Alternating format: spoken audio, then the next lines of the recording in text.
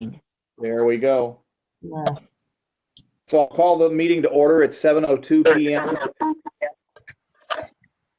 Mr. Poland is unavailable this evening, so as Vice President, I'll be running the meeting tonight. So I will call if you don't have your microphone turned off, folks, can you turn it off? And only unless you're ready to answer. Okay, Mr. Dine. Yes. Okay. Monica. Tim. Has left the meeting. Ms. Gardner. Okay, I think that's a no. Mr. Smith. Present. Okay. Mr. Johnson. Here. Mr. Schrader. I see your face, but I didn't hear anything. Here. Okay, thank you. Mr. Walker.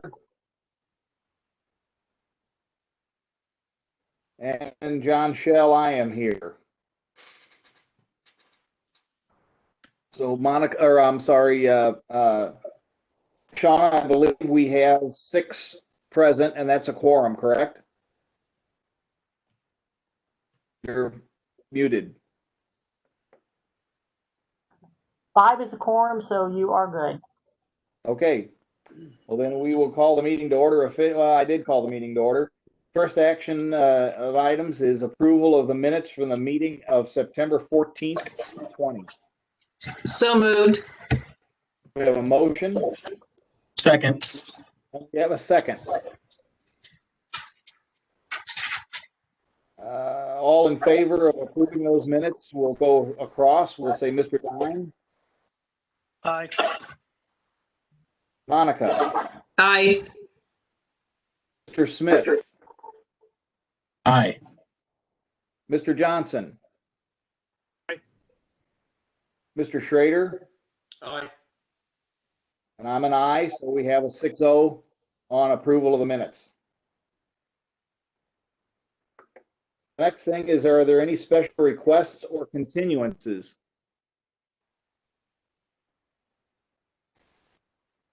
Hearing none, we'll go into old business. Old business, we have docket PC 2020-044, the Unified Development Ordinance and Zone Map Certification. At the September 21st, 2020 Common Council meeting, this ordinance was passed 9-0. However, proposed, which requires certification by the Plan Commission before the ordinance will be effective. Monica, am I correct to assume that there should be discussion on this first? I'm sorry, Shauna. Boy, I'm doing that wrong. Yes, because you need to take action on the amendment, whether to approve or disapprove the amendment of the ordinance. Okay. You have changed the order of the agenda because a revised the first item was actually Lions Park. Do I not have the most current agenda? The first item up should have been 2020-033 Lions Park primary, since that was continued from the previous meeting as well. Ah, that is correct. That was motion today. So, excuse me, I'll back out of docket PC 2020-044 and proceed with docket PC 2020-033 Lions Park primary, located at 1418 Fry Road. The petitioner is Marty Spees with North Point Engineering. He requests a primary plat will be a 14-lot single-family subdivision. This is a public hearing item as a primary plat. You might want to explain the rules, and then that anyone who is going to speak on this matter will have to have the oath administered and state their name and address for the record.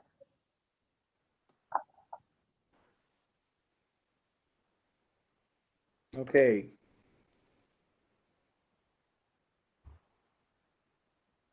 Could you introduce yourself if you intend to speak? Good evening. This is Donna Smithers with North Point Engineering, 6125 Southeast Street, Indianapolis. I also have with me Dennis Copenhaver and Marty Spees from my office that are here with me. Okay, Lori Garrigus with the City of Greenwood will swear you in. Hi. Please raise your right hand. Do you swear under penalties for perjury the testimony I'm about to give is true to the best of your knowledge? Yes. Yeah. Thank you. Okay, I believe there's 15 minutes allowed for your presentation, so go ahead and begin. Okay. Would it be all right if I shared my screen to show you a couple files here? Yes, yes. Okay.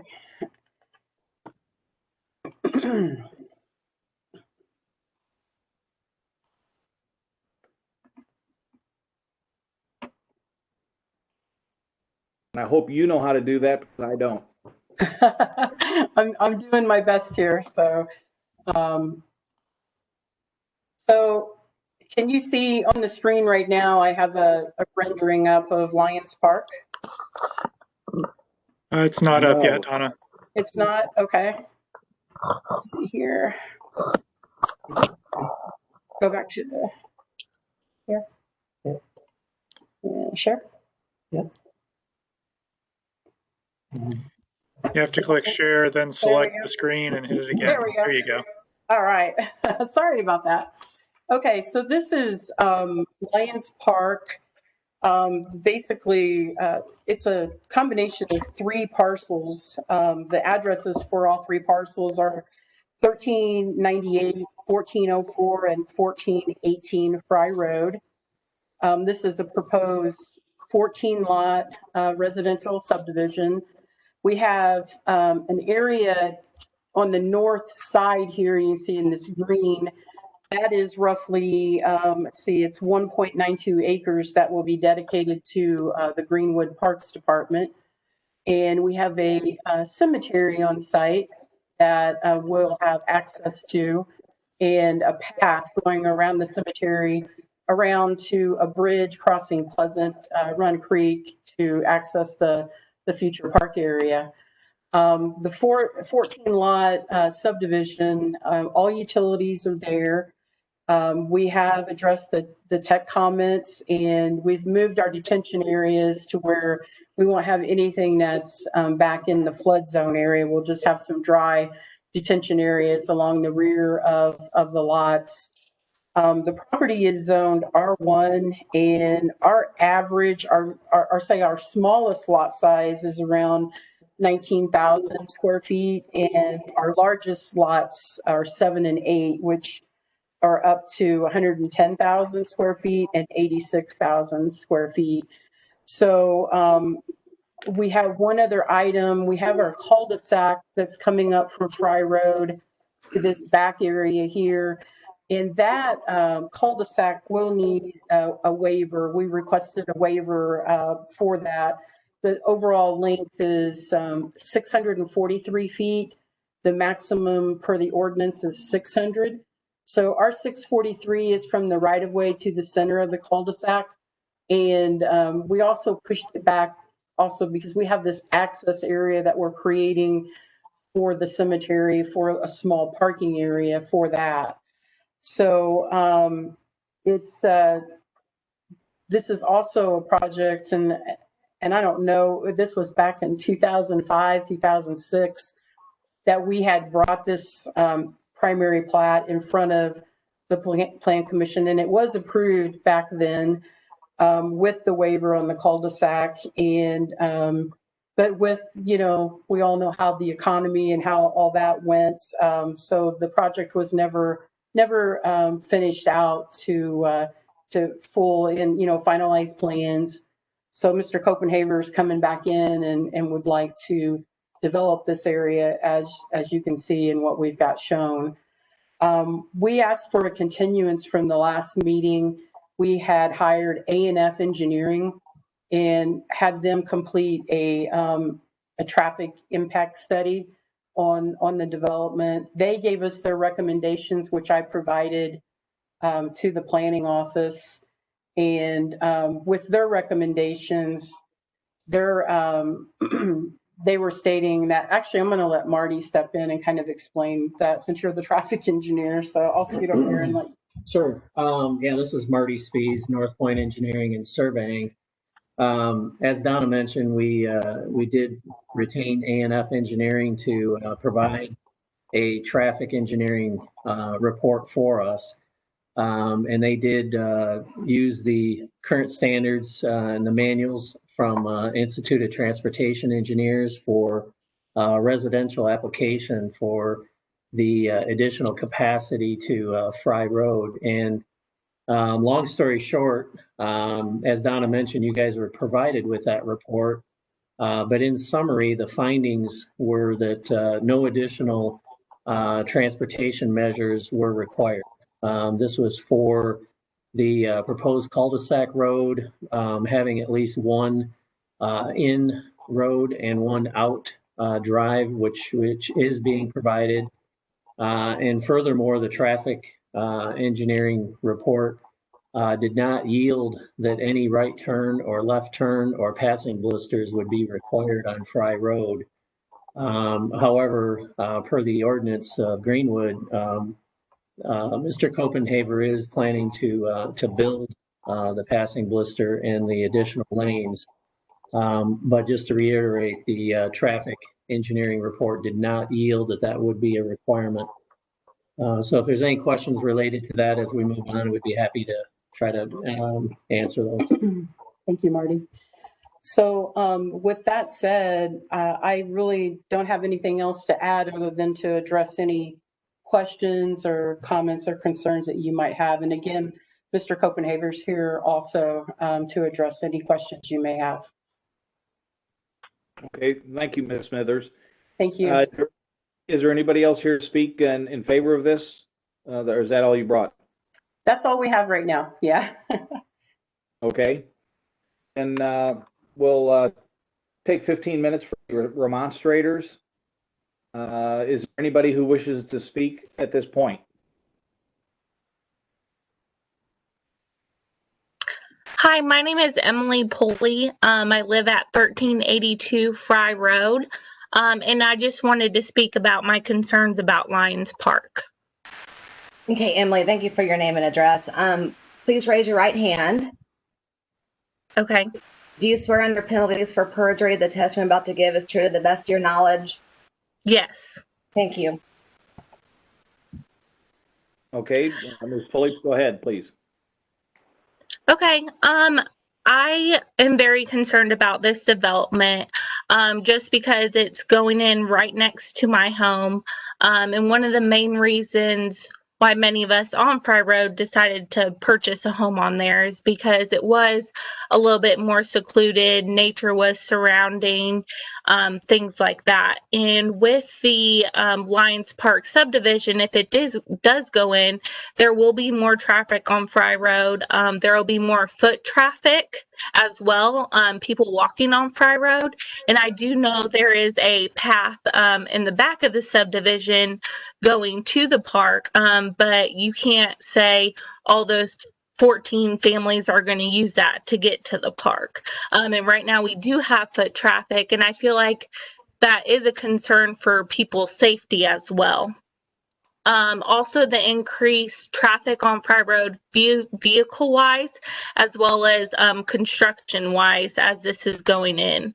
Fry Road is already a pretty busy road, and adding a whole subdivision would increase that. And even with the flow of traffic patterns that Mr. Copenhagen will add, that only helps with the beginning of the subdivision, not the overall increased traffic on Fry Road. So I talked to some other neighbors as well that live off Fry Road, and they're just hoping you guys can letters into concern as well as already established homes on Fry. Okay, thank you. Are there any other remonstrators who wish to speak?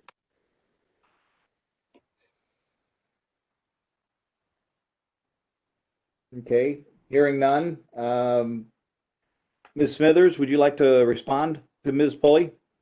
Yes, we are proposing, or we were actually requested to propose we have a 6-foot wide concrete path that goes along the frontage of our property, along the right of way of Fry Road.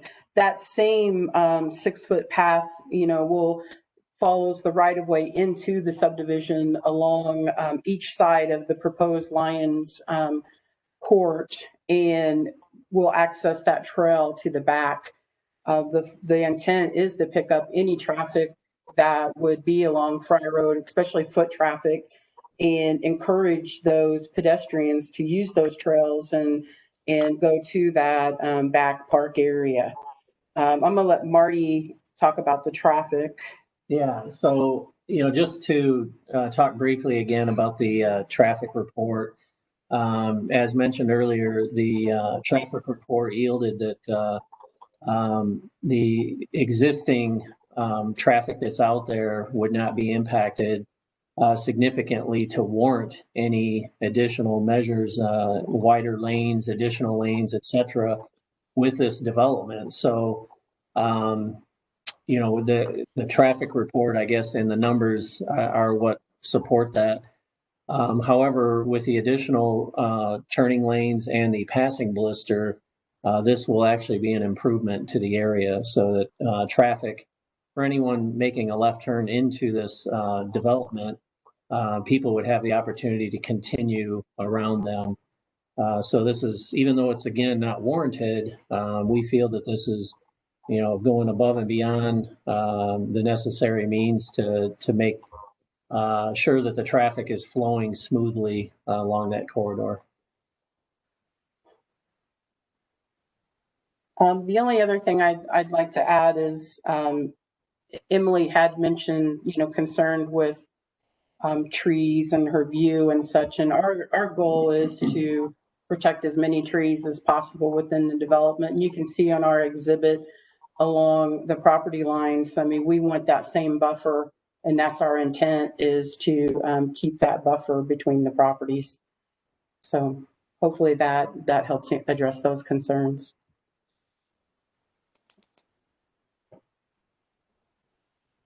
Okay, is there anything else? Nothing on our end. Okay, thank you. I'll go back to the remonstrators. Did you have any response?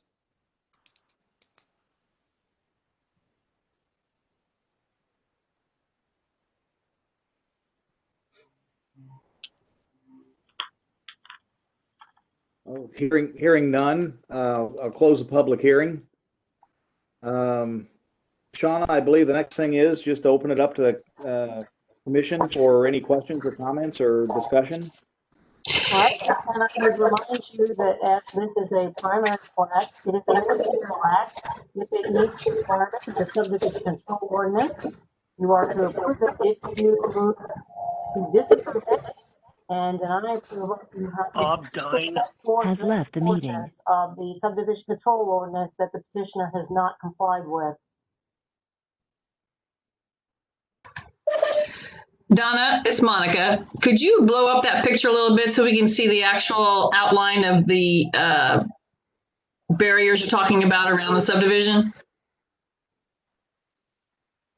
Or can you describe those more in detail? Okay, so bear with me here. Sure, sorry. Oh no, I apologize. I stopped it and I shouldn't have. So, I don't know how to do that. For 30 foot. Okay. There we go. All right. Okay, so I'm sorry, Monica, what were you asking again? Could you describe a little bit more the perimeters of the subdivisions? So some of the remonstrators questioned about protecting from the other houses and whatnot.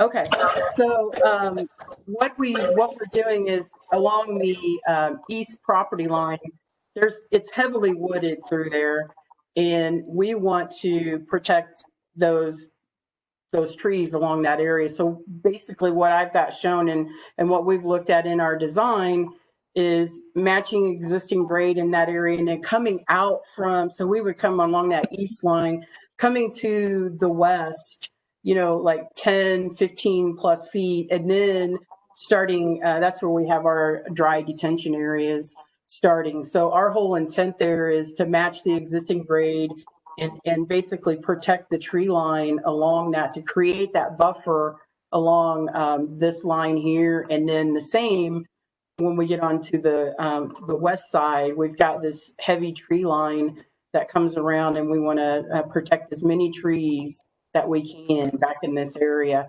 I mean, our whole intent, and that's the beauty of it, of what Mr. Copenhaver is wanting to do, is to keep that look and to protect those trees, the best that we can, and also get this developed for this subdivision.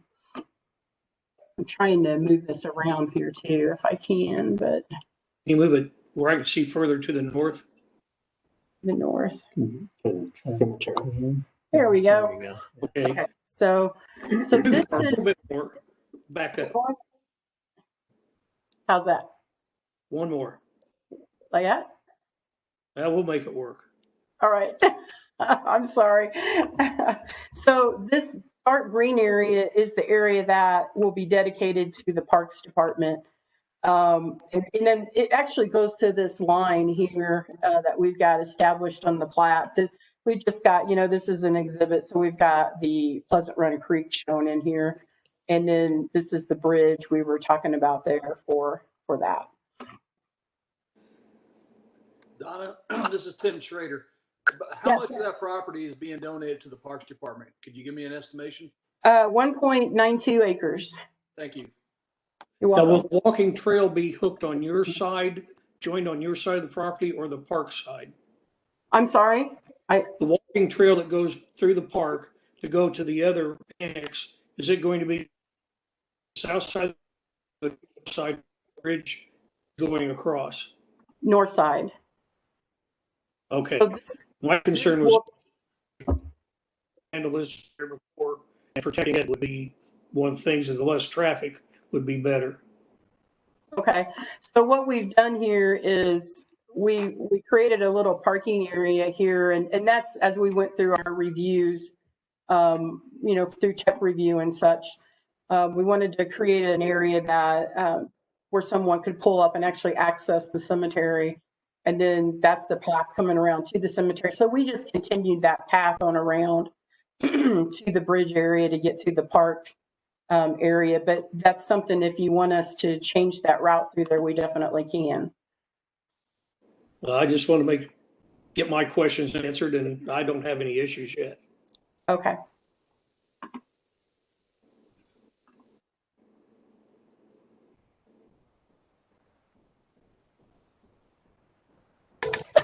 I know this is a primary plat, but does Mr. Copenhagen have an idea of the range of houses that would be put there, but price-wise? Yes. Yes. Since 2008, I've had a lot of contact from folks that are wanting to downsize and move closer in. The kids are gone. They're coming from 10 to 15 acre tracts. Their price range is going to be in the neighborhood of $550,000 and up. The two larger lots on the end, lots 7 and 8, those two lots will probably be much more expensive than that, in that the price of the lots will be around $225,000.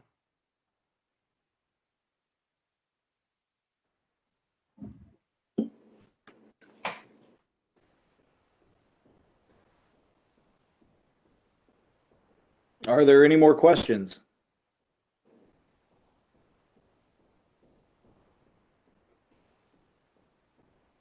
If not, I would request a motion. Well, you have two things. Recall you have the waiver request regarding the length of the cul-de-sac and then the primary plat itself. Okay, thank you. So let's act on the waiver and then the plat.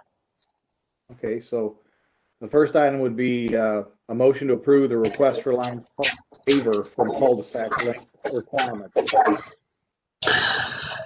Mr. Vice President, I move that the request of Lions Park LLC for a waiver from the requirement of the Greenwood Subdivision Control Ordinance, Greenwood Municipal Code, Section 10-511, Subdivision Design Standards 20.11.01, Streets, subsection 13, that specifies that a cul-de-sac street should not exceed 600 feet in length, measured from the entrance to the center of the turnaround, to permit a cul-de-sac length of 643 feet from center to proposed right-of-way along Fry Road be approved, and that the Plan Commission find that the criteria set forth by Greenwood Municipal Code Section 10-501, 20.02.02 for the approval of the waiver has been met, and for the reasons set forth in the applicant's written waiver request and as presented by applicant's representative.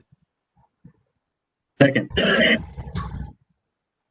Who was the second? Second was Matthew Smith. Okay, we have a motion by Monica and a second by Mr. Smith. We'll roll call to take this.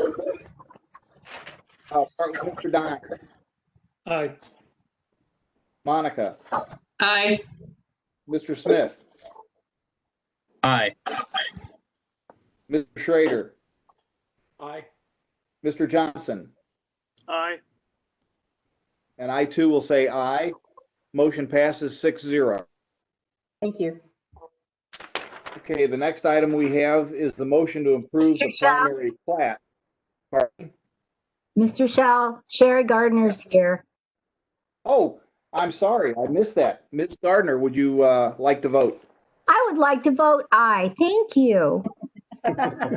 Well, I apologize. I hadn't seen that you were on here. That's my error. So the motion passes 7-0. And so the next item is the motion to approve the primary plat.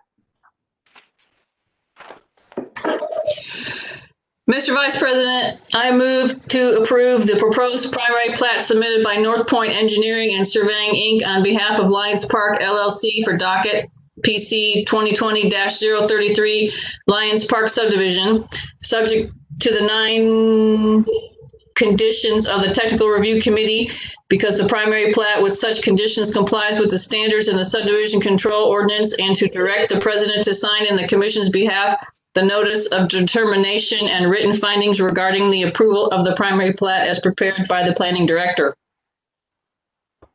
We have a motion. Do we have a second? Second. And who made the second? Dine. Okay, motion by Monica, by Mr. Dine. We'll go through a roll call on the vote again. Mr. Dine. Aye. Monica. Aye. Gardner. Aye. Mr. Smith. Aye. Mr. Johnson. Aye. Mr. Schrader. Aye. And I too will vote aye.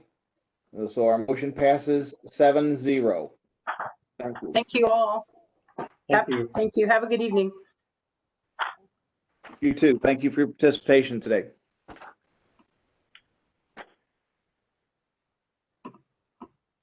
The next item on old business is docket PC 2020-44, the Unified Development Ordinance and Zone Map Class certification. Now, this is something that we passed, and it went to the Common Council meeting. This ordinance was passed 9-0. However, the amendments were proposed, which requires certification by the Plan Commission before the ordinance will be effective.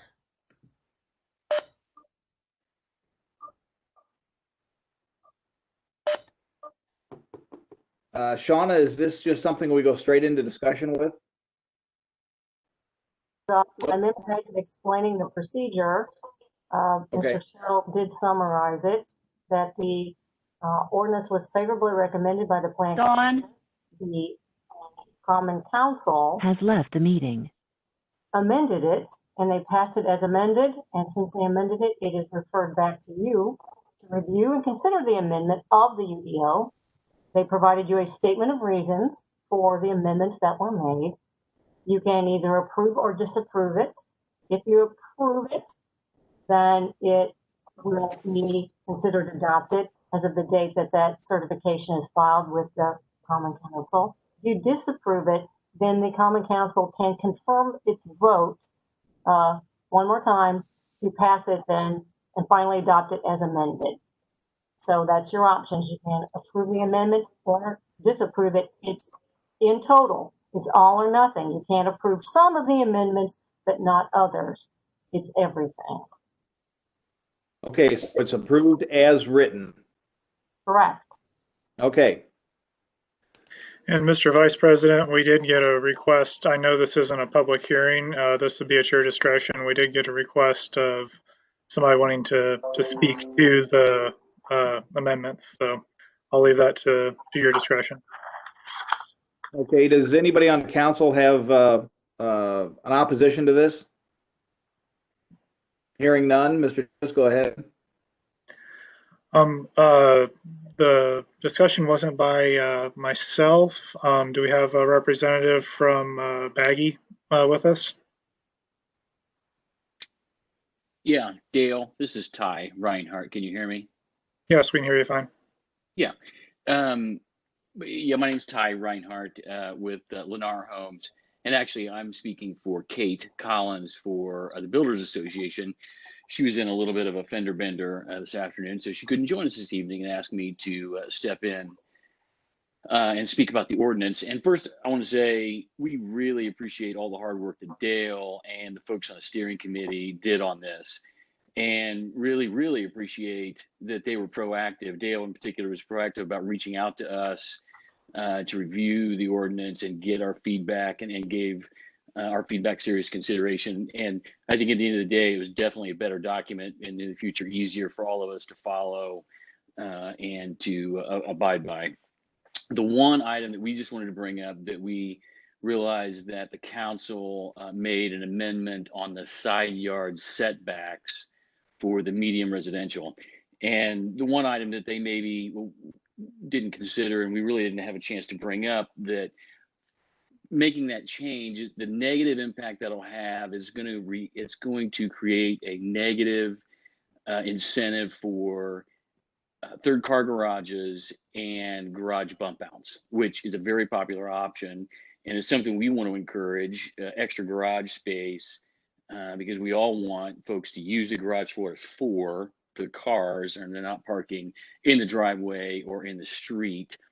And so the one thing I guess we'd ask is, if they're going to go ahead and reduce or increase the side yard setbacks from 8 feet per side to 10 feet per side, that you'd consider and I guess an exemption, or for garage bump outs or third car garages, to reduce the aggregate setback between homes down to 15 feet rather than 20 if you had side yards of 10 each.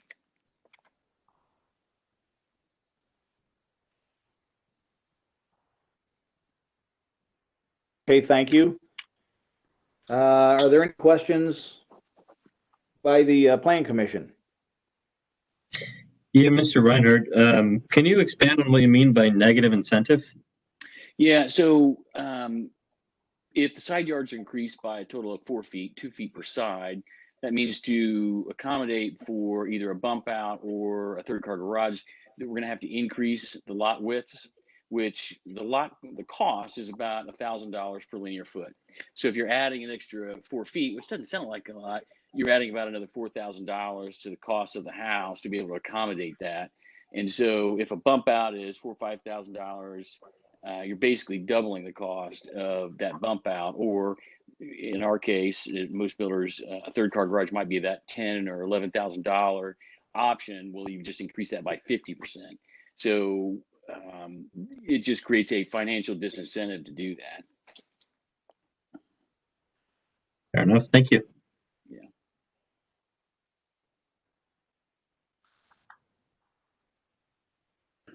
Are there any other questions?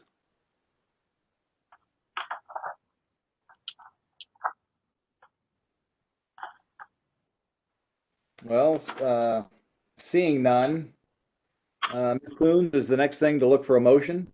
Correct. We need a motion to either approve the amendments of the Unified Development Ordinance that was passed by the Common Council on the 21st of September, or to disapprove. Okay, is there anyone who would like to make a motion?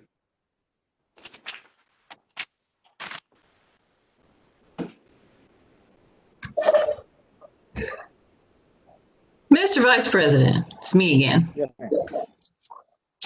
I move to approve the amendment of the United Development Ordinance passed by the Greenwood Common Council in Ordinance 20-29 on September 21st, 2020, and to direct the planning director to report the approval to the Greenwood Common Council and the Plan Commission's behalf.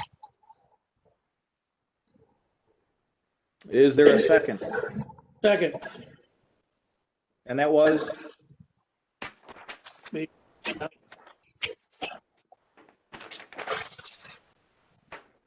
Okay. We'll go through a roll call vote. Mr. Dine. Aye.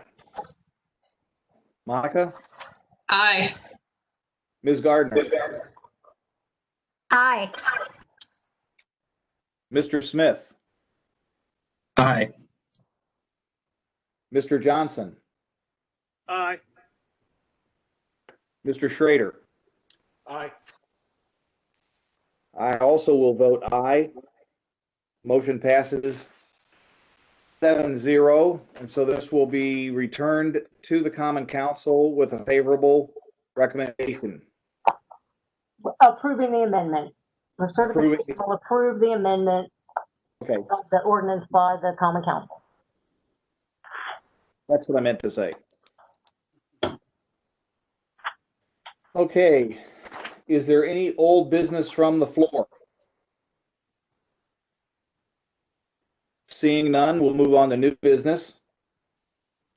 The new business we have is docket PC 2020-051- Hepner Rezone, J. Greg Allen Home Builders by Robert Wildman. Yes, this is Robert Wildman. I'm joined, I think, on here by Greg Allen and John Cunningham as well. You are. Present. Ms. Coons, This is a public hearing for anyone who intends to have administered. okay, so we'll have to be sworn in. Okay, please state your name and address for the record. Robert Wildman, Suite 2700, 1 Monument Circle, Indianapolis, Indiana, representing the petitioner. And please raise your right hand. I think Mr. Allen and Mr. Cunningham probably need to be sworn also, but you can't see me, but my hand is raised. Do you swear under penalties for perjury? To the best of your knowledge. I do. Thank you. I do. And if I could make a note real quick, if you are joined by two mechanisms, please make sure the volume is off on one. We're getting a lot of feedback.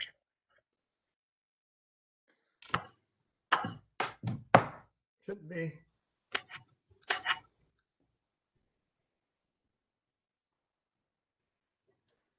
Ready to proceed? Yes. Well, as I mentioned, Robert Wildman, we're here seeking rezoning of approximately 22-acre parcel to R2B to allow for development of 56 residential lots. The proposed use is consistent with the comp plan and with the adjacent development. Because this small parcel is kind of an island between some already developed subdivisions on all 4 sides. It has streets stubbed to it from those different developments, none of which go through, obviously, because this hasn't been developed. But if it does get developed, these streets will get connected through and should enhance the traffic flow in that area. Fisher Homes is our proposed home builder in this project. I hope that copies of their elevations were circulated to you all. We submitted those for circulation. The staff has recommended approval of our proposal with certain conditions. We have issues, particularly with the one condition about April Drive. The staff is proposing that we have no more than 6 driveways on April Drive, that essentially it becomes a thoroughfare through the subdivision. And we don't believe that's appropriate or feasible for us. Mr. Allen has worked for some time with the city trying to resolve this issue, and I'll let him address his thoughts on that. Go ahead, Greg. Greg Allen, for the record. And I guess first of all, I want to say thank you to the city staff, particularly Daniel and Dale, who have worked diligently for us to forge out a solution to what is problematic to this small 22-acre parcel that is in some respects orphaned to development because of its small size. And it has ended up more or less, as Bob has mentioned, becoming the hub in the middle of 4 surrounding subdivisions that have developed over 25 years. I think it's been 25 years since I developed Alden Place, which is one of the communities that stubbed to this small remainder, the 22-acre parcel. We also developed Bright Estates, and after the housing turned down recession, we sold that to Fisher Homes, who I believe has done a beautiful job with their architecture and landscape, and so on. So the difficulty here is that the comprehensive plan that was forged 30 years ago, before we did Alden Place, the city leaders at that time foresaw a thoroughfare. And I think the leadership, the wisdom of that at that time, not knowing how all of the perimeter of this small 22-acre parcel left in the center of it would develop around it. And so what we have today is a beautiful community or collection of communities that are Alden Place, Brighton Estates 2 and 3, which both stub to this 22-acre parcel, also Featherstone. So the thoroughfare plan at that time, I'm sure had a lot of forethought and wisdom involved. The way it's developed around it now, with the water park on its flank, the new middle school, at least in my humble opinion, it's not the place for a thoroughfare. So the connection of April Drive, as was originally seemed to be good in decision and wisdom, as a road that would be a 40-mile-an-hour design road, really is probably not a safety factor and a good design for circulating through what now is 4 fully residential communities around it. Rather the traffic that follows Averett Road, that wants to cut through to Honey Creek, Cutsinger, is more likely that as it develops with the new communities that are on its flanks. Those will be main entrance type communities. And so Cutsinger has kind of by default become that, and improvements are in the future for that, which will improve its circulation. Also, the Stones Crossing Road Master Plan, which we've all seen, and the new roundabout down there, is a much safer, especially pedestrian safe design, rather than completing a 30-year-old master plan through what is now 5 neighborhoods. So what we've been working through with Daniel and Dale is a way to help them with their statutory obligations to figure out how to put a thoroughfare safely through this small 22-acre parcel connecting each end of April Drive. And that's a very difficult proposition. One of the reasons it's very difficult to accomplish is because this is a small 22-acre parcel, bearing the cost of a thoroughfare, even if it were safe, and even if the subsequent developments that have happened over 30 years made it the right place for it, it's not affordable on the back of a 22-acre development. For example, each one of these lots would bear more or less an impact fee, even if this road could be designed through there at a 40-mile-an-hour rated road on a 70-foot wide right-of-way.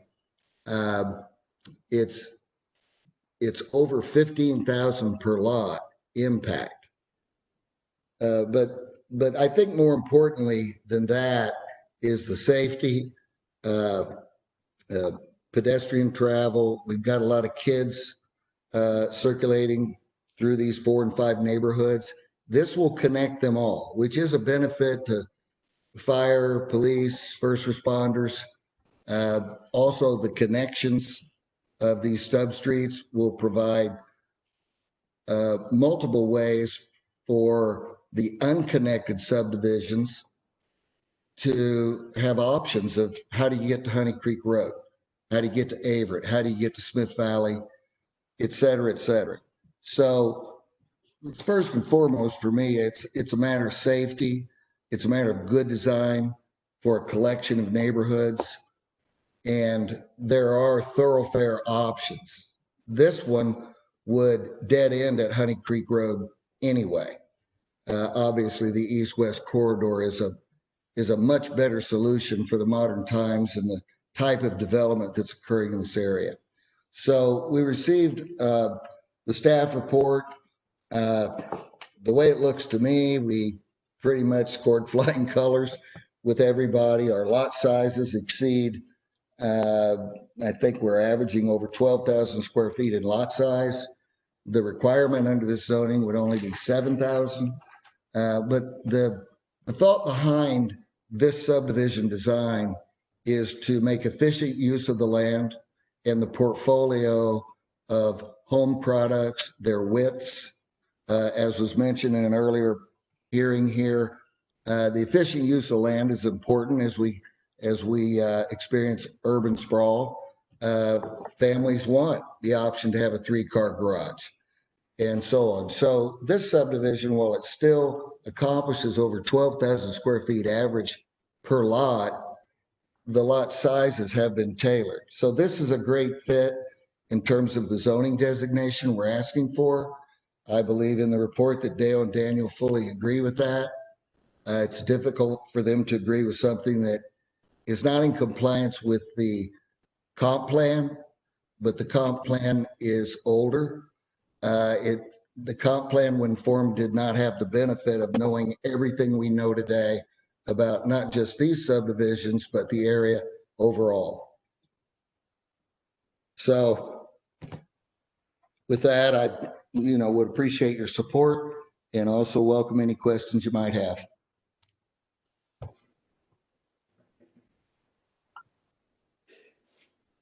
Before we move on to questions, is there anybody else who wants to speak in favor of this?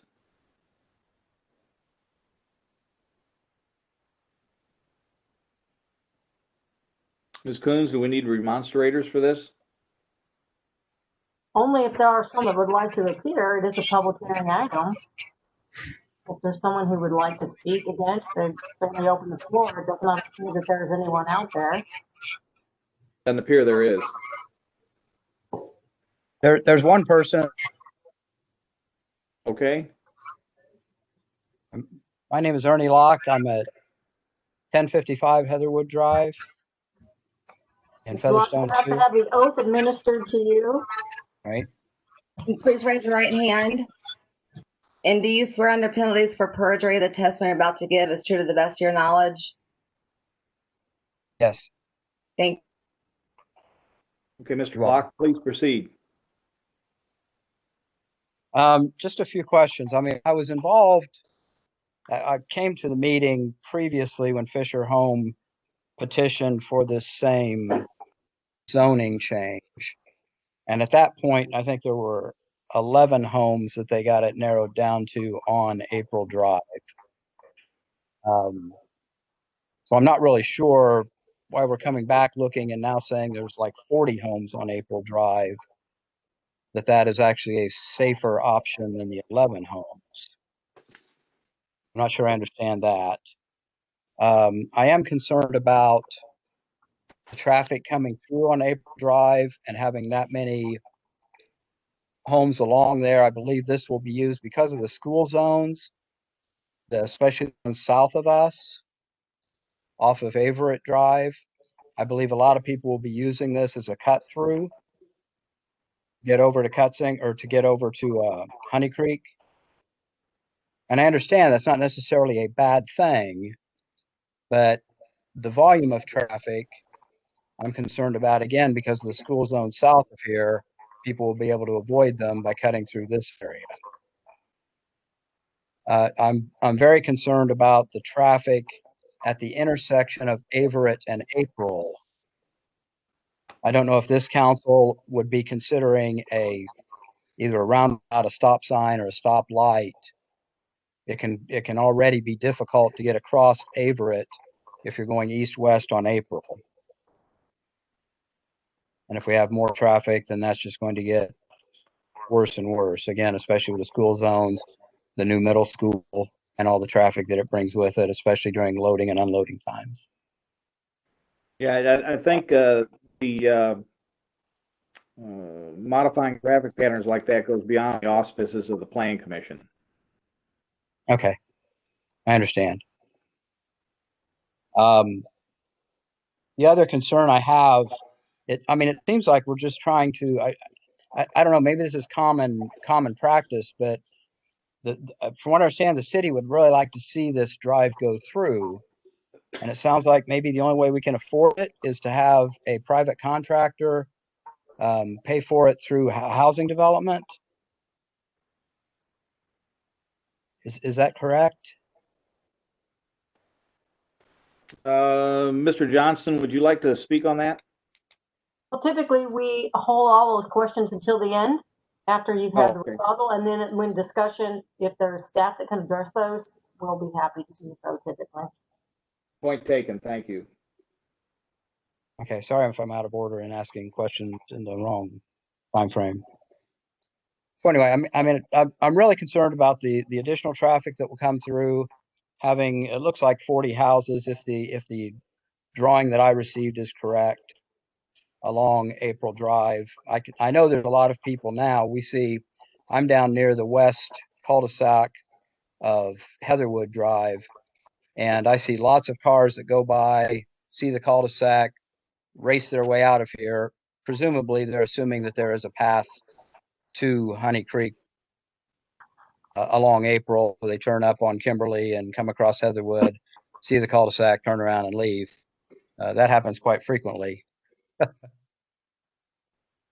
So I know that there's a lot of people looking for that avenue. Again, not necessarily a bad thing, but with that many houses on the street, concerned about what's going to happen with driveways trying to back out and things with that traffic coming through. That's my piece. Okay, thank you very much. Is there anyone else that would like to speak?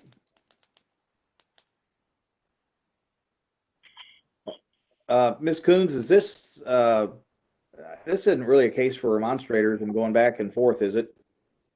Yes, this is a public hearing item, so you've had the petitioner speak, then you've had the remonstrators, and now there's a 5-minute rebuttal period for each, and then discussion amongst the commission members. Okay. So yeah, if the petitioner would like to respond, this would be the appropriate time then. All right, thank you. This is Greg. And I respect the comments of the remonstrator there. I think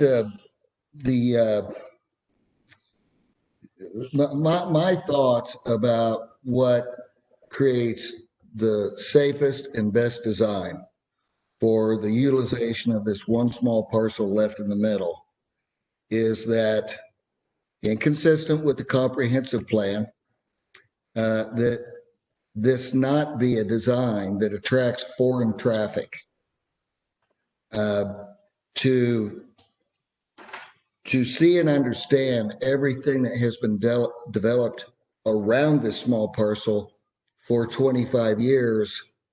If that benefit of knowledge had been known, I don't think that this thoroughfare plan would have been put in place back then. So what we can't change is all of the residential traffic around it. What we can do is not invite foreign traffic that's trying to utilize the middle of these 5 neighborhoods as a cut through. And if that occurs on a 40-mile-an-hour road, I think we all understand it's going to be driven at 50 or maybe even faster. So my main point here is that if I were looking at the anticipated growth of Greenwood in these areas 25 to 30 years ago, I would have seen wisdom in this thorough plan. Looking at it today with Featherstone 1, Featherstone 2, Alden Place, Brockton or Brighton Estates, sections 1, 2, and 3.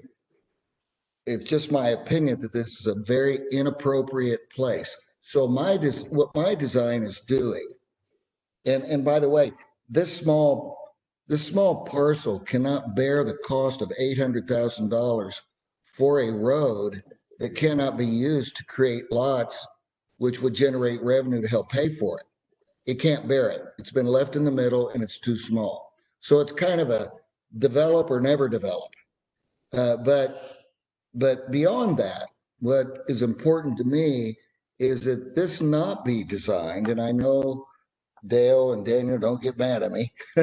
I know this is not consistent with the comprehensive plan, but I think given everything that's around it today, this is the wrong place for a thoroughfare. Our design is one that makes the lots in the development economically feasible, which is the first thing a developer has to check off. Why would you develop something that isn't economically feasible? But along with that, our design is not going to attract or make it really beneficial for somebody that's looking for a straight cut through, like a Cutsinger Road, like what we now know is happening there and what is happening at Stone's Crossing. Those are the places for that foreign traffic that doesn't belong to the neighborhood. If this is a very convenient cut through in the middle of 5 developments, I think we've made a mistake in the name of public safety. It would be a shame not to see it develop because of the benefits of connecting these neighborhoods where non-foreign traffic benefits, first responders benefit, police, fire, etc. Because you can't develop it if it's not feasible. You can't even finance it. So this kind of boils down to maybe not the most ideal situation on both sides of the thinking ledger here, but it is something that can be done. It provides benefits. We connect the stub streets. It provides 20 million minimum in assessed valuation to the city when all 56 homes are completed. And it gets something done that, frankly, there's just really no other way to do it and it be feasible. So I would hate to see this small property hub, again, if you want to call it that, in the middle of all these surrounding developments, a cornfield in another 30 years. That really benefits none of us. So I think our design will be a deterrent to the type of cut through traffic that just doesn't need to be traveling at 40+ miles an hour through these 5 neighborhoods. And I hope you all agree.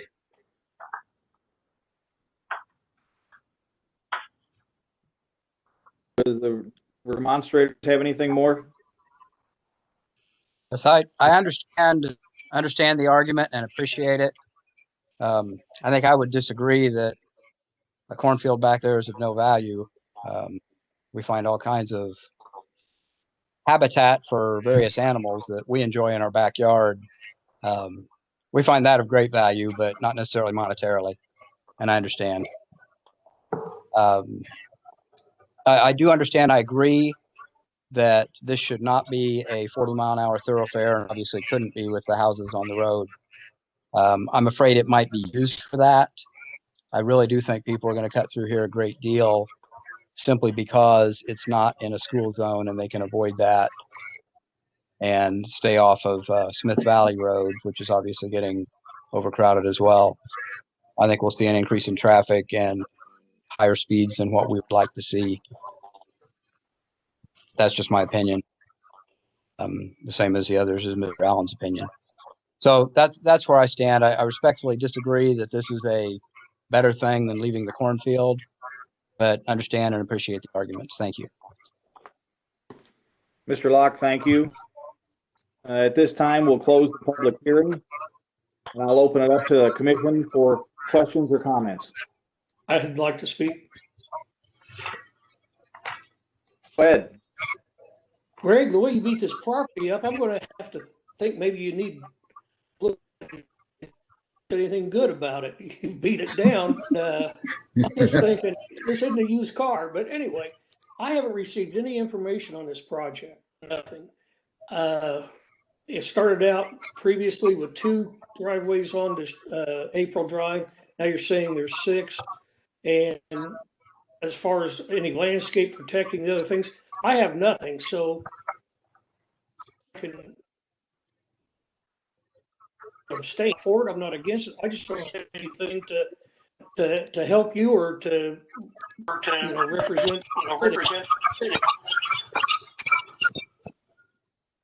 But if you like, this is Bob Wildman. We delivered packages for all the commission members to the staff to distribute. Apparently, Mr. Dine didn't get one. Did anybody else get one? No. Lori, emails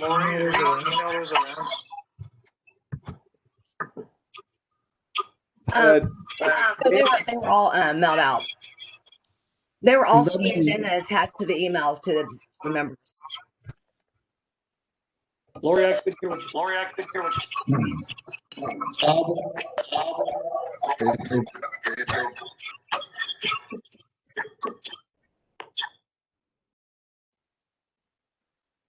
We've got some open microphones.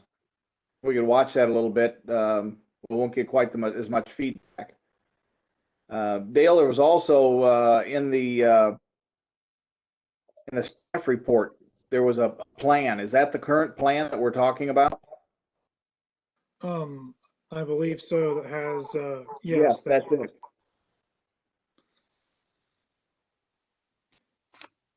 You should have all received it. If I can say just procedurally, you are approving a rezone tonight. You are not approving a site plan. You are approving a site plan to the extent that we are talking about a commitment involving how many drives can be on April Drive. The site plan would come with a primary plat. So while this is in theory how it could lay out, to the extent of what we're discussing how many of those drives could be on April. Because what's on the table tonight is a rezone, not a primary plat or a site plan or anything like that. So just wanted to clear up the motion that we are making tonight. Dale, thank you for that clarification. Are there more questions? That answers one of my questions, so now I can make a halfway intelligent vote. And then this is Daniel. It's not really a question, but just more of a few comments that I wanted to share. I guess first is I too would like to kind of reciprocate the appreciation with Mr. Allen. Dale and I have been working with him and his team for really most of the year on the various issues and discussion topics here. So I do appreciate that we've had a lot of good discussions. With that, yeah, we definitely think that the commitment that's in the staff report about a maximum of 6 drives along April Drive, that's really, if I were to say it, I would think that'd be kind of like a hard commitment for the city. We too are looking at safety for the citizens. I know there've been a couple of numbers and aspects that have been discussed or mentioned tonight. For example, the 40 mile an hour, the road would not be designed at 40 mile an hour, certainly to maximize the developers' lots. The road would have to be constrained or be designed really to meet, say, a 30 mile an hour. That's what we've been back and forth discussing with Mr. Allen's team. Just to the west, the Alden Place, the posted speed limit there is 35 miles an hour, and Featherstone to the east of this property is 30 miles an hour. So certainly trying to find the right alignment, the right geometrics for the road, 30 mile an hour makes sense. Now, certainly not many folks, unfortunately, follow a posted speed limit, but the intent would not be to have it be designed to 40 miles an hour. That is definitely not the case. Along also the concern, and I know we have this potential layout here, which I think for Mr. Allen's perspective does sort of maximize the number, or makes the numbers work for them. There's definitely a safety concern associated with that, and I think the remonstrator touched on it, that with 40 homes now that the traffic would be passing, there's added potential of issues there. So that would be really a decrease in safety. The volume of traffic, I guess going back to that comprehensive plan, the city has envisioned that this gap would be filled with a road that would be able to connect April Drive, really from Honey Creek and even into the Tuscany and Woodfield subdivisions to the west of Honey Creek, all the way to the east over to US 31. That would definitely provide some traffic relief for Smith Valley, traffic relief for Cutsinger. There's really not a lot of difference between Cutsinger in the future, I will say, in the future, its future development, in terms of, we've already have the McCormick Estates subdivision that's under construction right now, so that's going to bring in homes. We have the future Cherry Tree sections just to the west of that will bring in additional homes. So the comparison of these two roads going through residential neighborhoods or adjacent to the residential neighborhoods, eventually they will be very, very similar.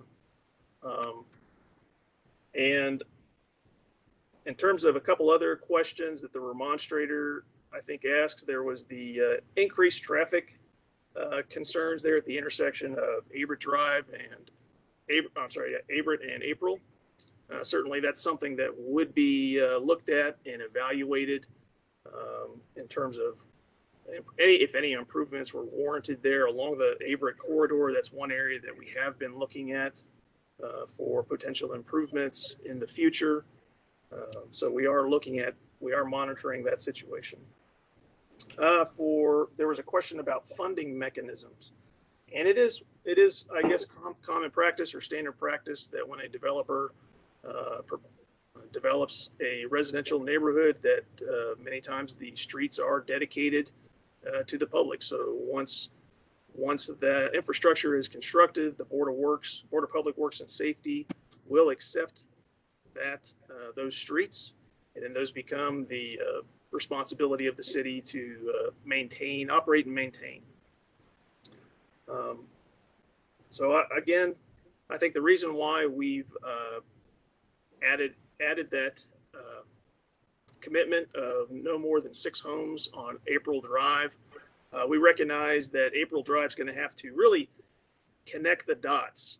On the southwest corner, there's an existing road between the Brighton Estates and Alden, and we know that in the northeast corner is adjacent to the Featherstone. And so just geometrically, the design, it is a little tricky.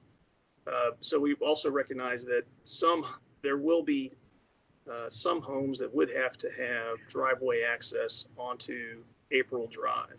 Ideally, that wouldn't be necessary, but there are some areas that it just, unfortunately, I don't think it can be avoided. So those are my comments. If anybody has other comments or questions for me, I'd be certainly to try to explain.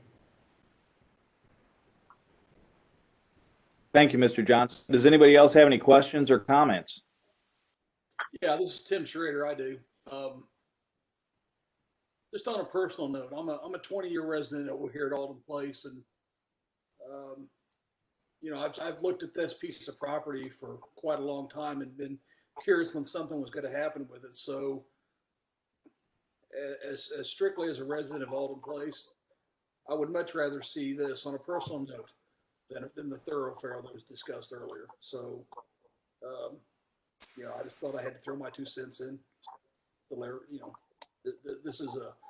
this hits me more personal than it does most of the commission members.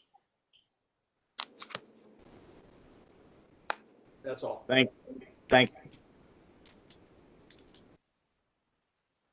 Anybody else?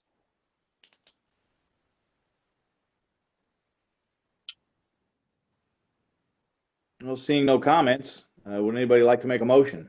I would remind you to pay reasonable regard to the following statutory criteria in making a recommendation to the Common Council on this petition.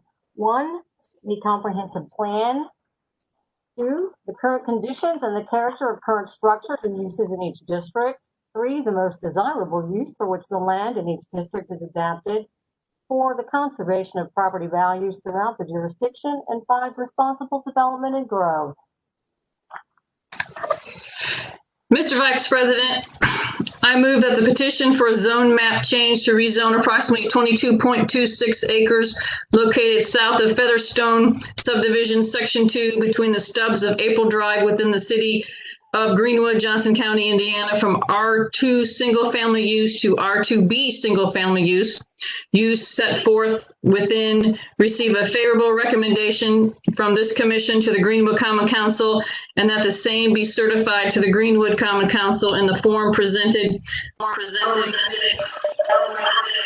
commitments set forth by the staff report of the parcel to be developed no more than 56 residential lots. April Drive have a maximum of 6 driveways with direct access to the roadway. The structures will comply with the Greenwood architectural standards. 30 feet shall be dedicated along the west property line for a trail extension from April Drive north to Honey Creek Road to form future pathway connection from the neighborhood to Westward Elementary School.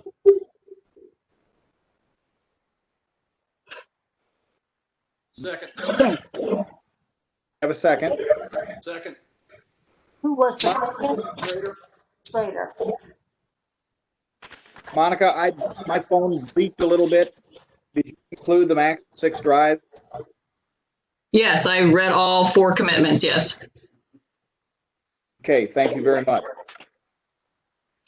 There's a motion before the commission. We'll do a vote by roll call. Mr. Dine. Aye. Monica? Aye. Ms. Gardner? Aye. Mr. Smith? Aye. Mr. Johnston. Aye. Mr. Schrader. Aye. And I too will vote aye. We have a favorable vote, 7-0. So this will be forwarded over to council. And if I can interject really quickly, Mr. Allen, as you heard just before this, we are about to adopt our new zoning ordinance, and that will go into effect, as Shauna mentioned earlier, as soon as that decision is certified. So you're going to need to be keyed up to turn in that primary plat pretty much the Tuesday after you get adopted. If you should be adopted at council, you need to be pretty much ready to turn in that primary plat the following day, so that you would be vested under the old ordinance. If you would get it in any later than that, you would potentially need to follow the new development standards, and this would be an RM zoning at that time. So I just wanted to be clear that there is a path forward to keep everything you've talked about here today, and you know, stay vested in what you've looked at.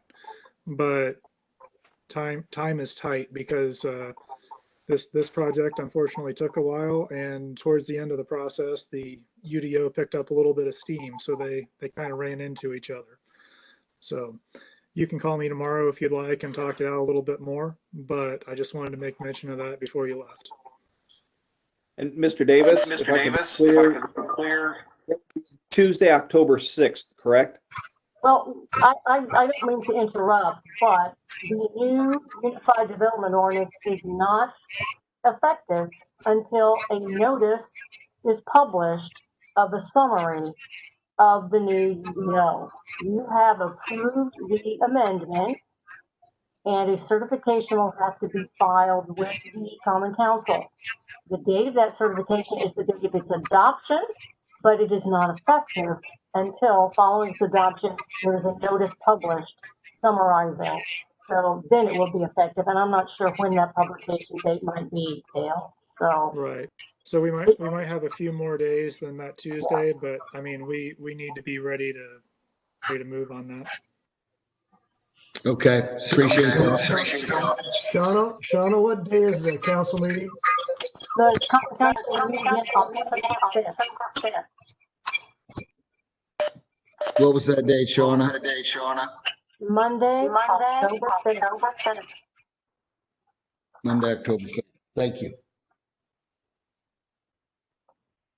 Thank you, everyone. Thank you. The next direction we're going to head to, is there any new business from the floor? Seeing them, none. The next is for announcements. And Shauna, I think one announcement, we believe the next Plan Commission meeting, which is scheduled for Monday, October 12th at 7 p.m., will be held in the council chambers. Is that correct? I believe that will be correct. There will be information coming out later this week out of the mayor's office, but it appears that we will be resuming in-person meetings following probably next week. I'm going to say October 6th and after. They will also, for a period of time, at least to November 1, also be conducted by WebEx. So you will have the in-person meeting, and then also IT will have WebEx as well, so people can join us virtually if they're not comfortable coming in person. Thank you for the clarification. Sure. Are there any other announcements? Nope.